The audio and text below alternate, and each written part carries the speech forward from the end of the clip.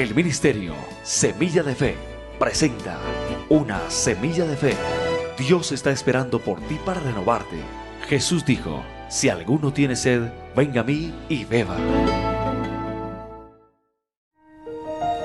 Clama a mí, y yo te responderé, y te enseñaré cosas grandes y ocultas que tú no conoces. Y ahora, hablemos con Dios. Amado Dios y buen Padre Celestial, yo te doy gracias, Señor, por este día tan especial que has otorgado a nuestras vidas. Y te alabo, Señor, y te bendigo, porque tu poder, tu mano siempre nos sostiene. Señor, ruego que la tibieza de todo aquel que ha venido, Señor, sin una firmeza en el Evangelio, pueda ser hoy cambiada por una fidelidad que permita tocar tu corazón. Yo te lo suplico, Señor, en el nombre de Jesús. Amén. ¿Quieres escuchar la voz de Dios? Abre tu Biblia y en ella encontrarás medicina para tu vida.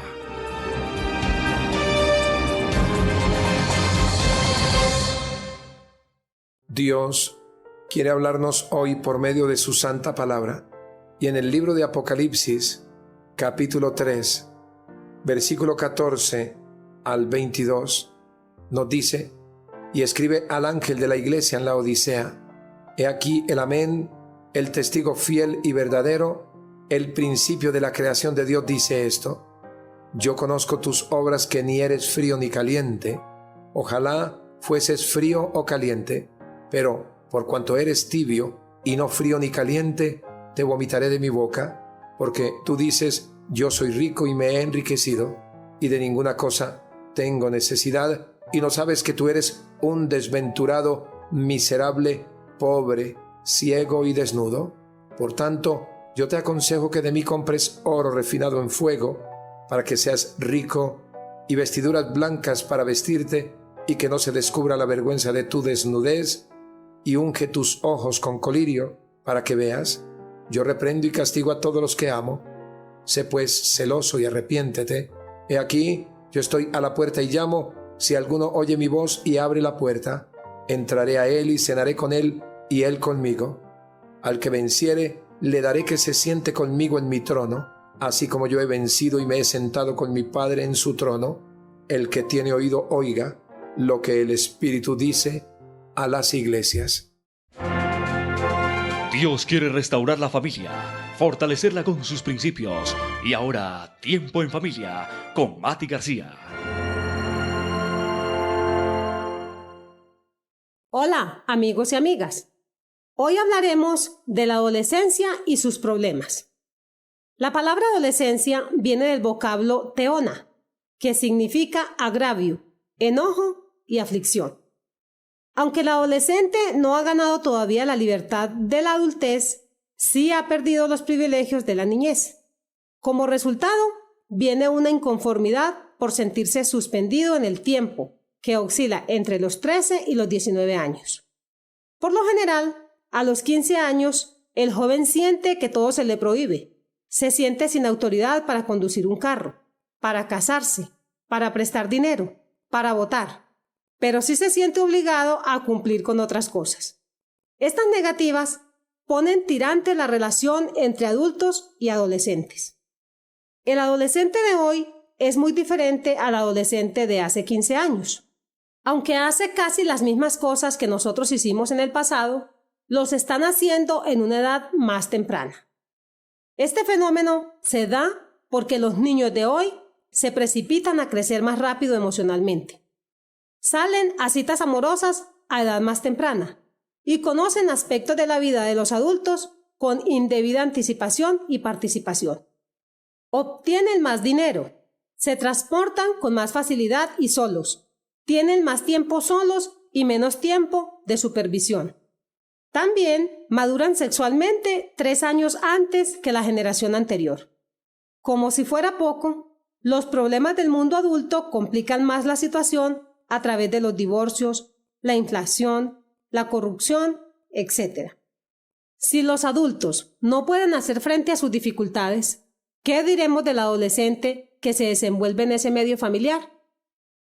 Para que la etapa de la adolescencia se haga tolerable, necesitamos ayudar a que esos cambios que se están generando en ellos sean más fáciles de aceptar, que les comprendamos con paciencia, pero con autoridad, en vez de reaccionar contra sus actitudes. La palabra del Señor dice: aquello que fue, ya es, y lo que ha de ser, fue ya, y Dios restaurará lo que pasó. Chao, amigos. Deja que la palabra de Dios refresque tu alma, tu corazón y tu espíritu, y te lleve a ser una persona conforme al carácter de Cristo. Con ustedes, el pastor Gerson Rodríguez. El cuerpo humano fue diseñado por Dios para cumplir orgánicamente de manera perfecta, pero desde el momento que el hombre pecó, ese cuerpo sufre el rigor de las enfermedades y Dios, que todo lo sabe, también lo preparó para ellas. Creó mecanismos de defensa que permiten estar en alerta cuando un virus atenta contra el orden natural de la salud. Uno de ellos es la fiebre, que es el aviso que algo anda mal y rechaza por la condición anormal de la salud todo alimento, hasta el punto que cuando se insiste en ingerirlos, por lo menos para tratar de no debilitarse, su organismo lo rechaza por medio de otro mecanismo de defensa, como son las náuseas, provocándole como reacción extrema el vómito. Hoy quiero hacer la última entrega de los 7 estados de la iglesia que en el libro de Apocalipsis, libro de revelación al apóstol Juan, el Espíritu mostró para la iglesia de su tiempo y también para la iglesia de nuestros días, actitudes que él aprobaba o rechazaba. Al mensaje que hoy quiero compartir con ustedes, Dios me ha permitido llamarle: la tibieza produce náuseas, porque lo tibio es insípido. Nos dice la Sagrada Escritura: conozco tus obras, sé que no eres ni frío ni caliente. Lo tibio es insípido, provocando repugnancia, y la repugnancia es la reacción contraria ante algún alimento o frente a algún hecho o comportamiento de alguna persona hacia nosotros. La Odisea era la ciudad más opulenta de las 7 que había en Asia. Se le conocía por su banca industrial, también por la manufactura de lana y la escuela de medicina que producía un medicamento para los ojos. Pero la ciudad siempre tuvo un problema con el suministro de agua. En cierta oportunidad se construyó un acueducto para transportar agua a la ciudad de los manantiales de agua caliente, pero cuando el agua llegaba a la ciudad no estaba ni caliente ni fría, solo tibia. El Señor quería denotar lo desagradable que era para los habitantes de la Odisea el hecho de cómo se transportaba de Colosas y Heriápolis por unas cañerías las aguas termales que poco a poco se iban entibiando en su recorrido hasta llegar a las termas de los baños de la ciudad, cruzándose a veces con el agua fresca, con el agua potable que procedía de los manantiales próximos a la ciudad. No hay nada más desagradable que tomar agua tibia, nada más mareante que el agua termal entibiada por el terreno o por la mezcla con el agua potable. La razón tiene una respuesta: resultaba demasiado fría para el baño y demasiada tibia, nauseabunda para beberla. Era repugnante para los habitantes de esa época beberla tibia, pero también por lo insípida que provocaba repugnancia. Y Dios quiere hacer de esta historia real de una ciudad tan especial como la Odisea, pero también con algunas dificultades en la iglesia que estaba asentada en ese lugar. Pero la tibieza produce náuseas porque lo tibio es insípido, porque es producto de un enfriamiento. Nos dice la Sagrada Escritura: ojalá fueses frío o caliente. Lo tibio es un proceso gradual inverso, porque viene de caliente a tibio. Y la palabra del Señor dice en la Nueva Versión Internacional, ojalá fueras lo uno o lo otro, es decir, caliente o frío. Y el Señor, cuando hace esta comparación, les está diciendo que su estado espiritual no es firme, porque hay hechos que lo demuestran, como lo veremos más adelante. Ahora, lo tibio es insípido, porque lleva a las personas al vómito. El ingerir agua tibia crea una sensación de rechazo, pero también una sensación de insatisfacción, una sensación de asco. El Señor dice, pero por cuanto eres tibio y no frío ni caliente, te vomitaré de mi boca. Por tanto, como no eres ni frío ni caliente, dice la Nueva Versión Internacional, sino tibio, estoy por vomitarte de mi boca. Amigo mío, el agua tibia no es ni fría ni caliente, pero puede ser una mezcla del agua fría y caliente. Puede ser que el agua fría no se haya calentado también de manera suficiente, pero puede ser que el agua caliente se haya dejado en reposo sin dejarla enfriar.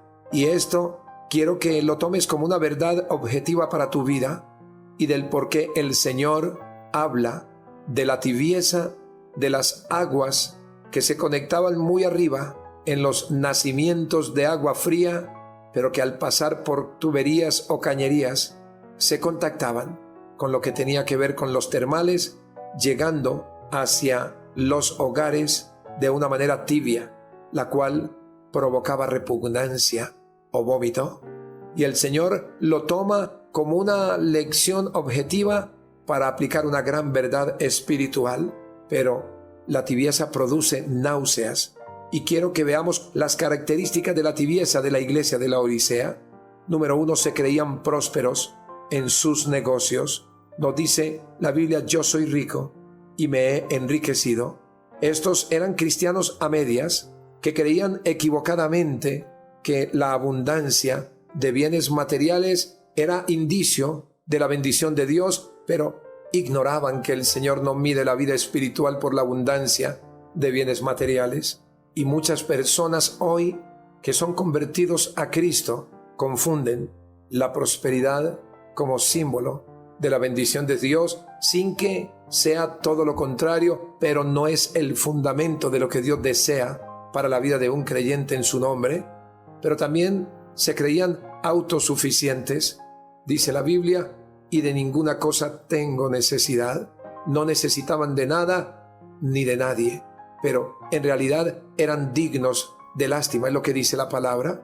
Se creían ricos hasta la opulencia, se creían ricos y autosuficientes, pero el Señor les dice, pero no te das cuenta de que el infeliz y miserable, el pobre, eres tú.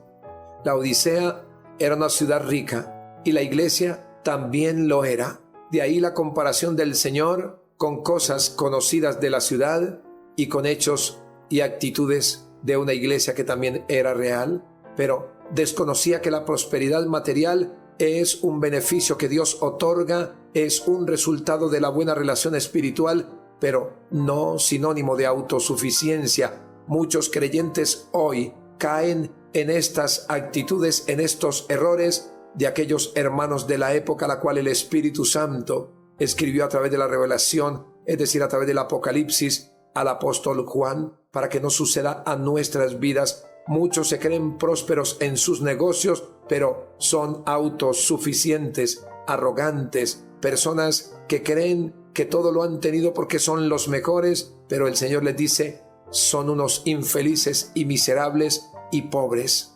Pero no podemos ser autosuficientes porque Dios es todopoderoso y en Él está toda la provisión, y lo que nosotros podamos tener es por pura misericordia y por nuestra buena relación espiritual con Él.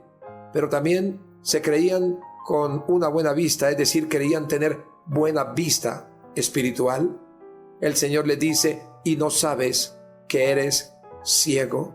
Creían tener buena vista espiritual en una ciudad famosa por sus colirios y también famosa por sus prestigiosos oculistas, pero el Señor les hace notar que se engañan, que la triste realidad es que son ciegos, pues no se percatan de su lamentable estado espiritual. lo que esta iglesia pudo ver y comprar llegó a ser más valioso para ellos que las cosas que no se ven y son eternas. Y el Señor quiere que tengamos una buena vista espiritual para que veamos las cosas del reino de los cielos y que hoy tangiblemente no podemos tocar y también no podemos observar, pero que por fe nosotros las vemos en un peso de la gloria del Señor. Tenemos que tener buena vista también para los negocios, pero siempre mirar con nuestra vista espiritual a aquel que nos provee también el proyecto en los negocios y en tantas peticiones más que nacen de nuestro corazón. Creían tener también la mejor forma de vestir, es decir, la mejor pinta. El Señor les dice: ¿y no sabes que tú eres un desventurado, un desnudo? En una ciudad famosa por sus industrias de lana y lana negra, es decir, una lana especial, los creyentes podían cubrirse con costosas vestiduras, pero el Señor les hace ver que están desnudos espiritualmente, dejando al descubierto su vergüenza espiritual que se basaba en todo lo anterior, y les hacía ver de varias formas. Número 1, como creyentes que no adoptaban una posición firme. Número 2, creyentes con una indiferencia tal que los llevaba a la ociosidad, o creyentes que habían dejado de hacer algo por Cristo, cayendo en la indiferencia. Está bien el vestir y es importante para un hijo de Dios poder tener los mejores trajes y estar con un pudor especial, no solamente para Dios, que es el primer elemento, sino también para aquellos que miran en nosotros los elementos espirituales del reino de los cielos. Pero no podemos ignorar que no es la forma de vestir la que nos hace mejores que los demás, sino el traje de vestiduras santas. Pero también les hacía ver como creyentes que se habían endurecido y estaban satisfechos consigo mismos. Estas características hacían de la iglesia de la Odisea una comunidad tibia que solo podrá verse como mediocre porque se fundamentaba en la opulencia como visión específica y se había convertido tan insípida como aquella agua tibia que describimos en nuestra lección objetiva, hasta el punto que se había vuelto desagradable y repugnante, que el Señor quería vomitarle de su boca. Por eso Él dice: pero por cuanto eres tibio y no frío ni caliente, te vomitaré de mi boca. Amigo mío, para Jesús es mejor un frío, como Saulo, el perseguidor de la iglesia, el hombre que tenía principios según la ley, el hombre que era hebreo de hebreos, el hombre que tenía la elocuencia más especial del Sanedrín, porque puede hacer también un caliente cristiano como Pablo. Y tú conoces quién ha sido Pablo, sino aquel autor de todas las epístolas de la salvación, de las epístolas del nuevo nacimiento, de las epístolas que hablan del misterio escondido a la iglesia, aquellos que nunca tenían en cuenta lo de su pueblo de Israel, porque él dijo: a los suyos vino, pero los suyos no le recibieron, pero a los que le recibieron, a los que creyeron en su nombre, les dio el privilegio de ser hechos hijos de Dios, es decir, a todos los gentiles y judíos los unió Dios y los convirtió en una iglesia, y ese era el misterio escondido que Pablo, ese hombre caliente en el evangelio, siendo tibio como un hombre en la ley, Dios constituyó epístolas que hablan de la salvación de nuestro Señor Jesucristo.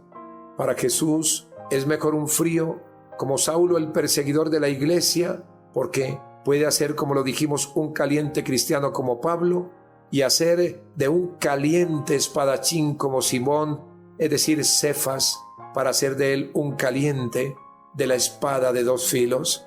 Recuerda que Pedro era un hombre caliente a las declaraciones, caliente para contestar de manera espontánea a muchas cosas que al fin de cuentas le llevaron a confundir su relación con el Señor.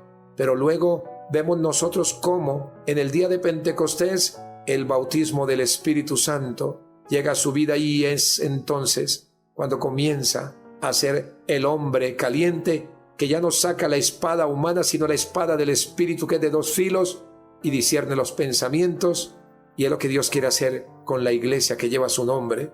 Cristo ofrece ser el proveedor de sus vidas, nos dice la palabra del Señor en el versículo 18. Por tanto, yo te aconsejo que de mí compres oro refinado en fuego para que seas rico, y vestiduras blancas para vestirte, y que no se descubra la vergüenza de tu desnudez, y unge tus ojos con colirio para que veas.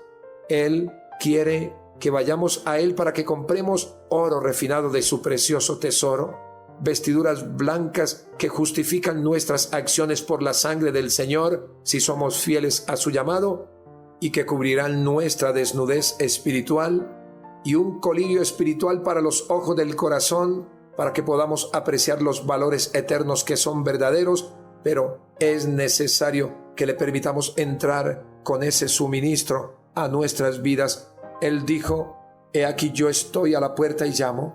Si alguno oye mi voz y abre la puerta, entraré a él y cenaré con él y él conmigo.